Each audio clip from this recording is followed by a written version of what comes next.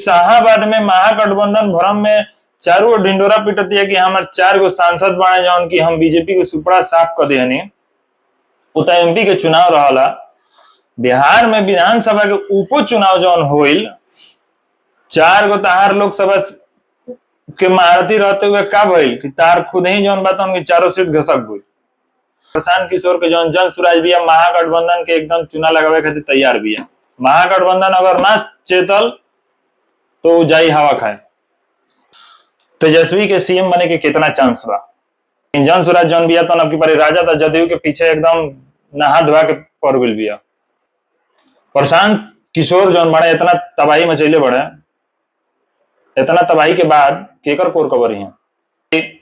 लोकप्रियता के मामले में तेजस्वी यादव अभी सबका से आगे बढ़े।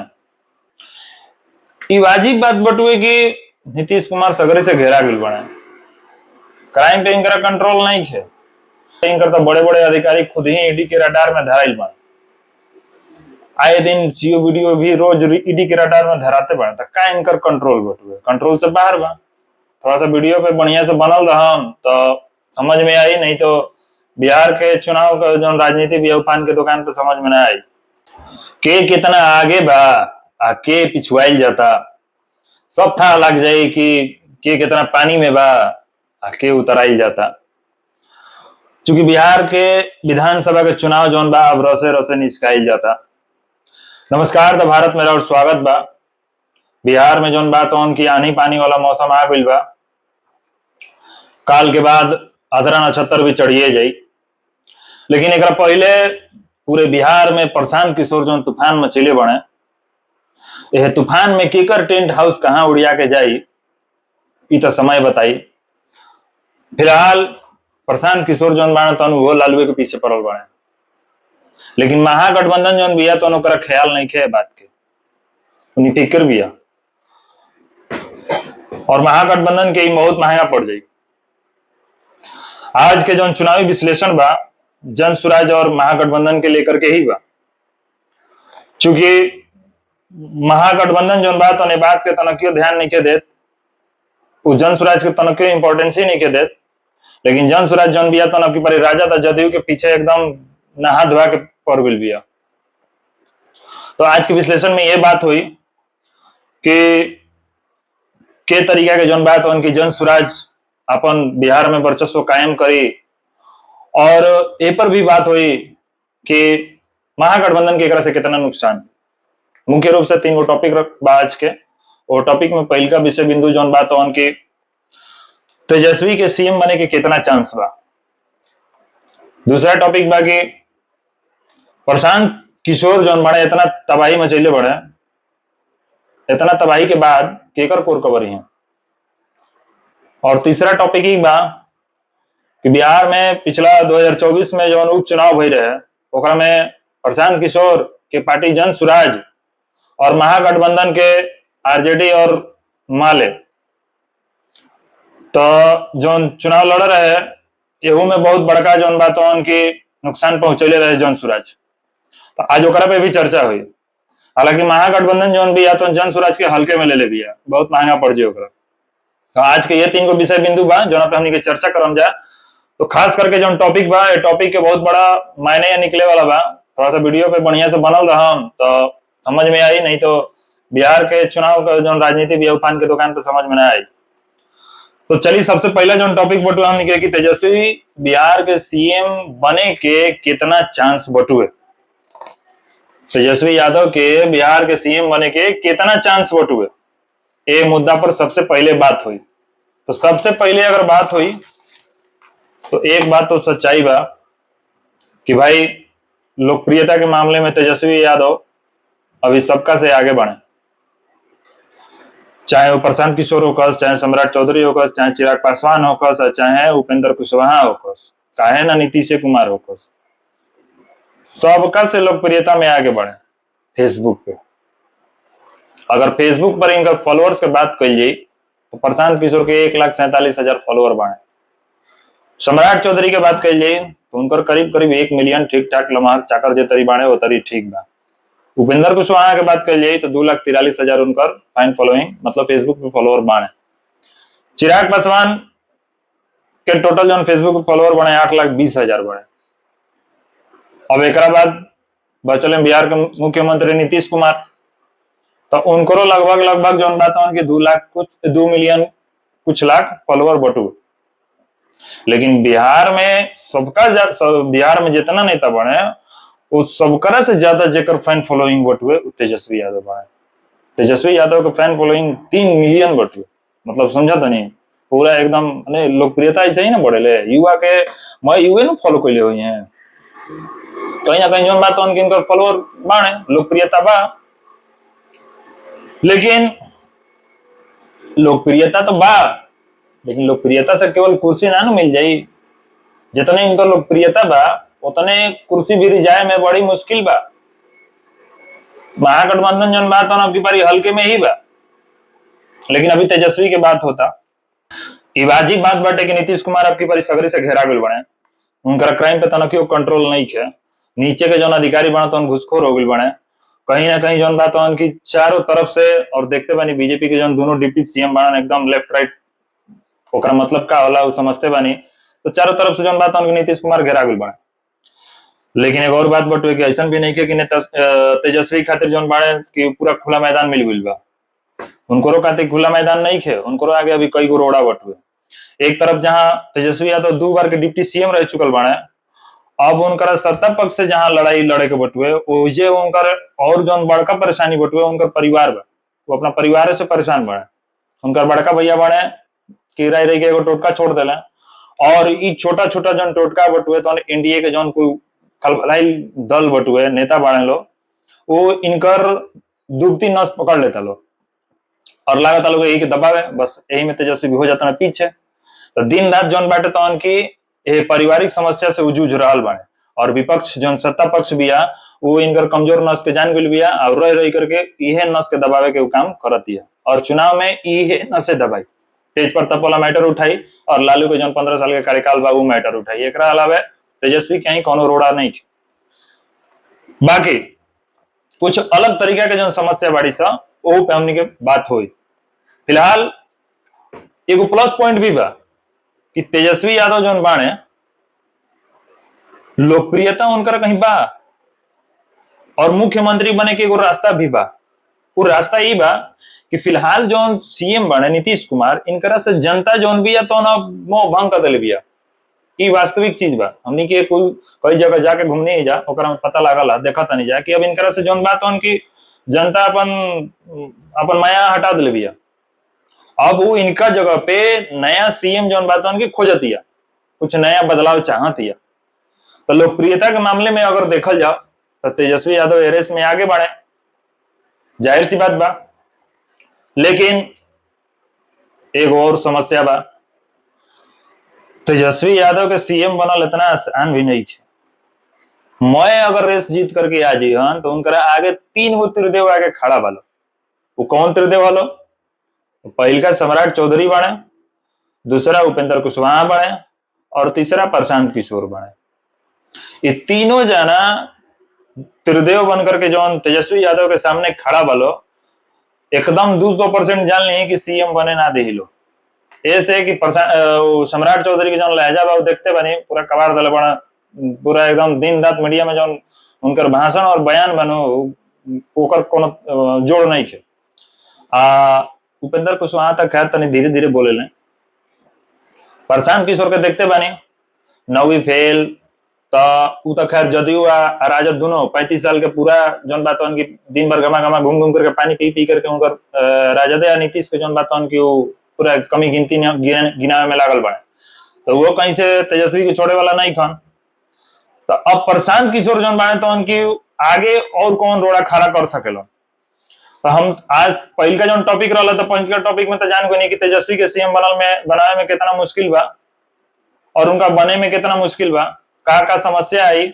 ये समस्या के निजात पावे खातिर उनकरा सबसे पहले पारिवारिक जो समस्या भी ओकरा के एकदम साइलेंट ऐसा कोनो काम करो जहाँ से कोई मुद्दा चुनाव आवता हो साइलेंट हो जाओ। दूसरा जो बात उनकी कौन ऐसा काम करो जहाँ से उनका और लोकप्रियता बढ़ो।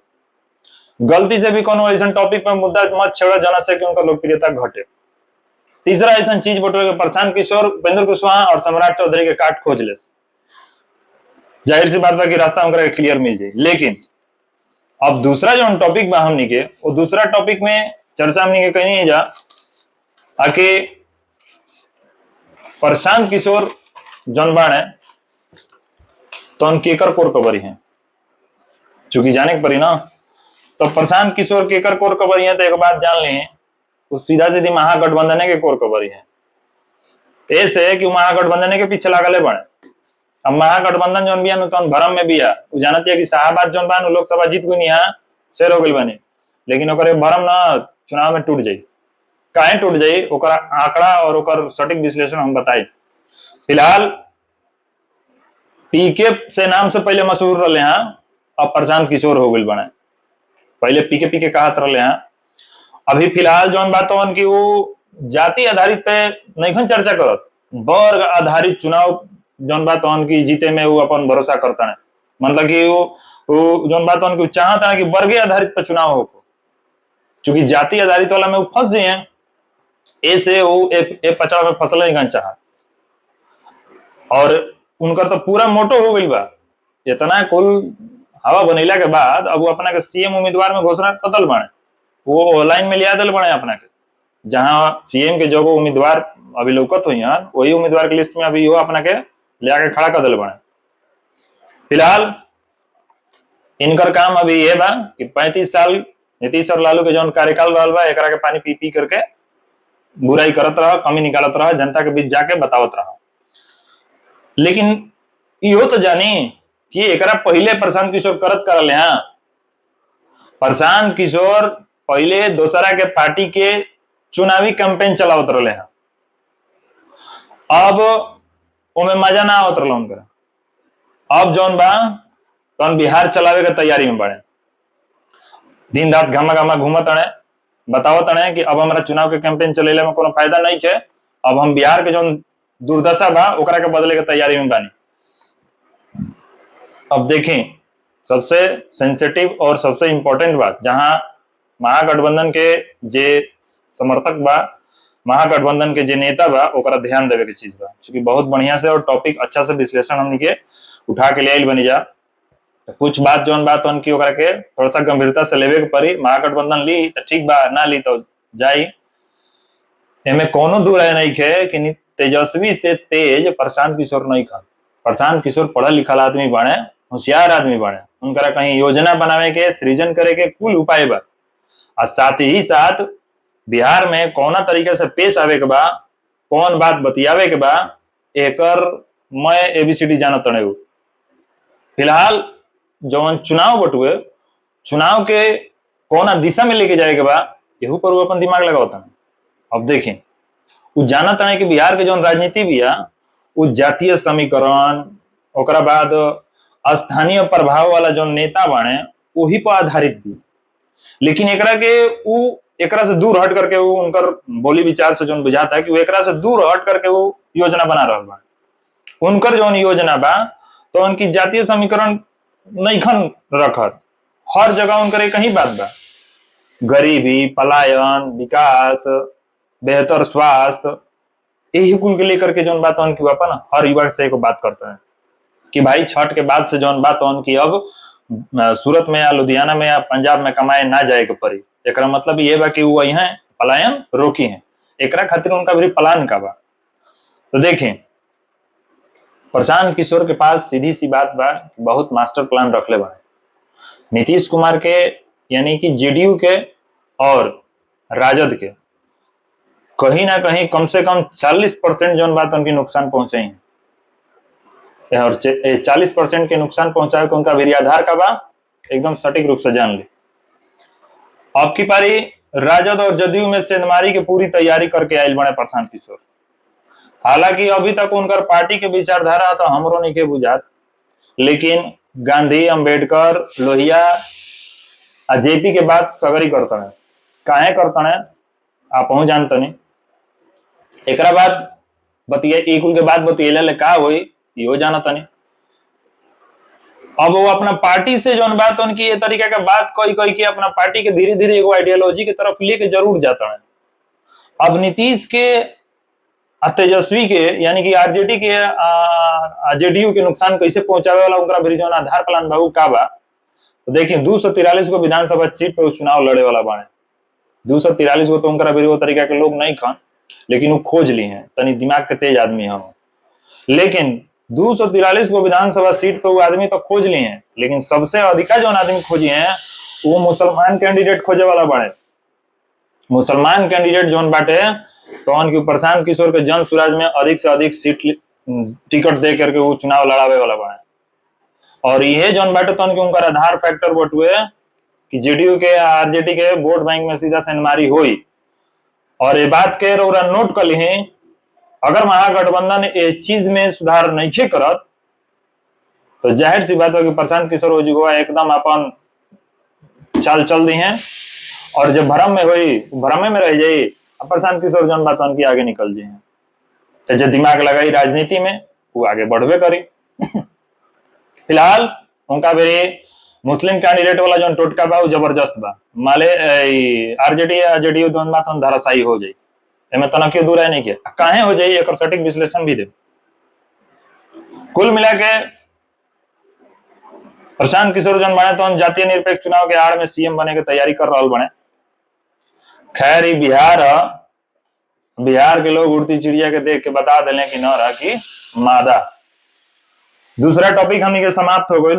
अब तीसरा टॉपिक पे बात कर जाओ कि महागठबंधन और जन स्वराज पिछला बिहार विधानसभा के उपचुनाव में जन स्वराज जन बिया तो कितना नुकसान पहुंचले रहे महागठबंधन के, और आवे वाला टाइम में कितना नुकसान पहुंचाई, ये सबसे इंपॉर्टेंट टॉपिक जोन बात होने पे बात हुई। फिलहाल 2024 में बिहार विधानसभा के 4 गो सीट जोन रहे तो उनकी खाली भई रहे, एक पे उपचुनाव भई। कौन कौन सीट? तरारी, रामगढ़, इमामगंज और बेलागंज। बिहार के 4 सीट पे उपचुनाव भई रहे 2024 में। एक पे पहले से जो विधायक रहे, तरारी में माले से विधायक रहे सुदामा प्रसाद, रामगढ़ के राजद से रहन सुधाकर सिंह, इमामगंज में हिंदुस्तान अवाम मोर्चा के नेता जीतन राम मांझी रहन, और बेलागंज से सुरेंद्र यादव रहन राजद से। ये चारों लोग जौन बा तो उनके लोग एमपी के चुनाव लड़ल आज जीत गई। जीतला के बाद मैं सीटों खाली हो गई। जब सीट खाली हो गई तो चुनाव आयोग कहलस कि भैया बिगुल बाजो, उपचुनाव के बिगुल बाज गई। चुनाव भइल। अब चुनाव भइला के बाद लोकसभा चुनाव में तो महागठबंधन अपन पर्चा बुलंद कर ले रहे, लेकिन जब उपचुनाव के बारी आयल तो चेहरा से पर्दा खिसक गई और दोनों हाथ में रहे दोनों हाथ से निकल गई। अब कैसे निकल गई वो आंकड़ा बता देता नहीं। तरारी विधानसभा सीट से पहले जान लें कि महागठबंधन में जो चारों विधानसभा उपचुनाव जो भई रहा, एक पे महागठबंधन में 3 गो सीट पर कब्जा के ले रहे, लेकिन जब उपचुनाव भइल तो महागठबंधन के सुपड़े साफ हो गई। कैसे? ऐसे तरारी से जहां माले विधायक सुदामा प्रसाद रहन लोकसभा चुनाव लड़ले जीत गई, वो तरारी खाली भइल। तरारी में बीजेपी जौन बात उनके उपचुनाव में विशाल प्रशांत के उतरलस। माले जौन भी आता अब खाली हो गई तो फिर माले ही के मिलल, राजू यादव के उतरलस। ओकरा बाद जन स्वराज भी आ गई एकरा में। जन स्वराज के किरण सिंह जौन रही तो किरण सिंह आ गई। अब किरण सिंह, माले और बीजेपी तरारी विधानसभा सीट पे जौन बात उनकी एकदम अनाधुन प्रचार भइल। एकरा में बीजेपी के विशाल प्रशांत रहन जौन 78,755 वोट लेके एकदम प्रचंड बहुमत में आई रहा। माले 2 नंबर पे आ गई, जबकि माले जब विधायक रहे, अब माले युवा 2 नंबर पे आ गई 68,143 वोट लेके आई। हालांकि माले कवर ले भी वोट लेके आई भी। जन स्वराज के किरण सिंह आई रही, उनका 5,622 को वोट मिलल, खासा कोनो फर्क नहीं के पड़े के, फिर भी 5,622 को वोट मिलल पहले झटके में बहुत ज्यादा कहल जी। दूसरा तरारी के बाद रामगढ़ विधानसभा सीट के बात कही जाओ। एजा उपचुनाव में प्रशांत किशोर को खासा दम ना दिखा पहले, लेकिन आरजेडी के जौन बात उनकी एजो से सत्ता खिसक गई। अशोक सिंह बीजेपी से एजुआ आइले और 62,257 वोट लेके चल दिए। सतीश यादव एजा बहुजन समाज पार्टी जौन बिया तो उनकी बम्फर वोट लेके आयल बिया, 2 नंबर पे रहल बिया रामगढ़ में। सतीश यादव कैंडिडेट रहन 60,895 वोट लेके आई रही। जानते नहीं क्या है ऐसे कि वो राजद के गढ़ रहा, और राजद के गढ़ में जादव जी आ गए, बहुजने से अलन तो अलन नो, यही से मैं जितना लोग मैंने सब दे दिया जादव बीएसपी के वोट दे दिया, तो बीएसपी जो हो गई तो 60,895 को वोट लिया दिला। जीत ना पहली अलग बात बा, लेकिन वोट तो लेके आई ना बीएसपी। अब जो राजद से जो टिकट मिला रहे अजीत सिंह के, सुधाकर सिंह के भाई के, परिवारवाद वाली बात है जा गई, उनकरा के टिकट दिलस, तो जनता जौन भी है इतना बैल थोड़ी भी है, वो इनकरा के साइड कर दिलस। इनकरा के मेहनत और पैसा रुपया खर्चा के बाद 30,825 को वोट मिला।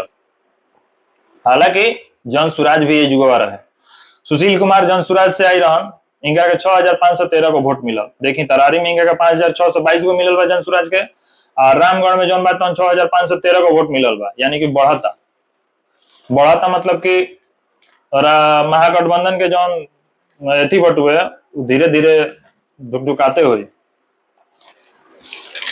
रामगढ़ के बात हो गई, तरारी के बात हो गई, अब इमामगंज के बात हुई। इमामगंज में हिंदुस्तान अवाम मोर्चा यानी कि जीतन राम मांझी वो परिवारवाद वाली बात कैलन लोग, अपना घर ही के दे दिया लोग टिकट दीपा कुमारी के, वो 53,435 वोट लेके अली, 53,435 वोट लेके अली। हो जा आरजेडी दूसरा नंबर पे रहा, रोशन कुमार रहन, रोशन कुमार के 47,490 वोट आई। लेकिन अब सबसे इंपॉर्टेंट जो बात बटुए हो जाए जाने वाली ही बा, ये जन सुराज के जितेंद्र पासवान खड़ा रहा, और जन सुराज के जितेंद्र पासवान 37,103 वोट लेके आई रहा।